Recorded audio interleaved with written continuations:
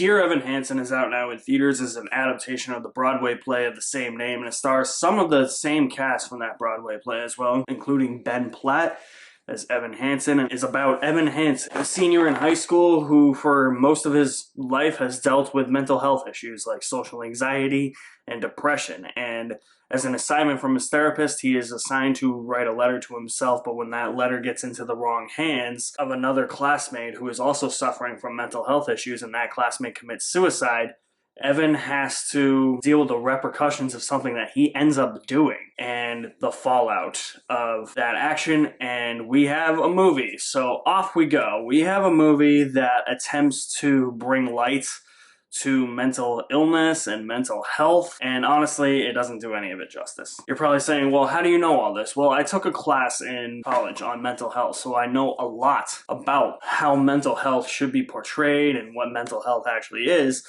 And so while the movie's aspirations are big, trying to bring awareness to the subject, trying to portray mental health in a way that is relatable, unfortunately, that is all masked behind a facade. That is a message that talks down to people with mental health, unfortunately. This movie really manipulates you. This whole entire plot is predicated on a lie. And the way that it manipulates you is that it makes you believe that this is appropriate behavior for somebody with mental health, when, in all honesty, it's not. It never addresses the consequences of Evan's actions. Having the entire plot predicated on a lie just tells me that they don't really understand what they're getting into. They don't really know that they are talking down to people with mental health problems. The writer of this film is also one of the writers who wrote the Broadway play, and I just think that this movie is very unaware of the problems it's creating. Let's talk about Ben Platt for a minute, because this casting has caused a lot of controversy amongst critics, because Ben Platt is 27. He's also the same actor that plays Evan Hansen on the Broadway play, and he plays Evan Hansen again in this movie. So a lot of critics stirred some controversy with the fact that he's 27 and he's trying to convincingly play an 18-year-old high school senior. That's the least of my worries, honestly, because look at it. Look, we had Tobey Maguire playing an 18-year-old Peter Parker in Sam Raimi's Spider-Man movie in 2002. Tobey Maguire was, what, 35 in that movie? Nah, I'm just kidding. He wasn't 35, but I would say he was, what, like 26, 27? So it's the exact same thing. I mean, look at season 1 of Smallville. Tom Welling was 25, or close to 25, playing a 15-year-old freshman in high school. Shit like this happens. It's not a big deal. What really did bother me, though, with Ben Platt's performance is that it never seemed like he realized that he was being filmed. It seemed like he just felt like he was performing in front of an audience on a stage rather than in front of a camera. So the emotions that he expresses are probably the emotions that he expresses when he's playing the same character on Broadway, but he never expresses the emotions of the character in a way that is fit for a movie.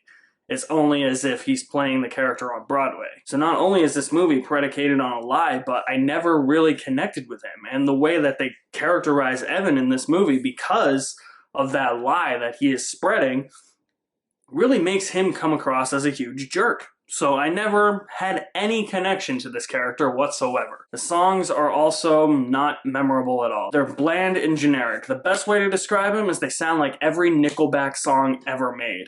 They're the same thing. Steven Chbosky directed this movie, and unfortunately, he doesn't know how to direct a musical. Let's take a camera, put it on a dolly, follow these actors around in their environments, which are just sets against a giant soundstage, and just have them sing their songs. The camera is continually following them. So in that way, just having the camera follow these characters, and it felt very lazy to me, and some of the singing felt awkward because it would take place in the middle of conversations, and then these characters would just break into songs.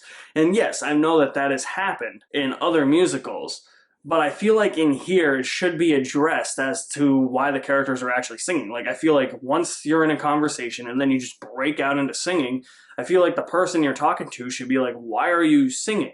It was something that I've never really thought of before in a musical, but watching this one, I thought about that, because it was weird how it would just transition from conversation to song, back to conversation, back to the song. There's literally a moment in the film where Evan's supposed to be giving a speech, and he just breaks out into a song as his speech. His speech is the song, but people later call it a speech.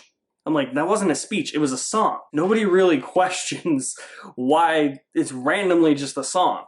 And I feel like in a movie like this, when you go back and forth like that, that needs to be addressed. And sticking with the songs for a minute, a lot of these felt like I was watching a music video on MTV or Music Choice in 2005. There is one song in the middle of this movie that ended, and I said, this is legitimately a music video. I swear to God, I thought they put on a whole completely different movie. Really took me out of the movie for a good 10 minutes. I just sat there in my seat as the movie kept going after that song had ended. I just thought to myself, I cannot believe they just did that. Like, that is how this is edited. Unfortunately, all that leads to Dear Evan Hansen just feeling very bland, boring, and just run-of-the-mill musical that is very tone-deaf and manipulative. And unfortunately, I can't give this a recommendation. There were moments where I was like, I'm just gonna walk out. Like, I don't want to watch this. I'm not having a good time. I get it. It's dark subject material, but it doesn't portray it in the light that it's thinking it's portraying it in. It's actually talking down to these people. You will like Dear Evan Hansen if you really, really, really, really like stale popcorn. This is a contender for worst of the year, and the trailers didn't really do it for me anyways. But I didn't really think it was going to be this bad. So a little bit of a shock there. What'd you think of Dear Evan Hansen? Drop me some feedback in the comment section below. I'll leave my link to my website in the description below as well. You guys are the best. Thank you for watching. My name is Alex Madden. I'll see you at the movies somewhere.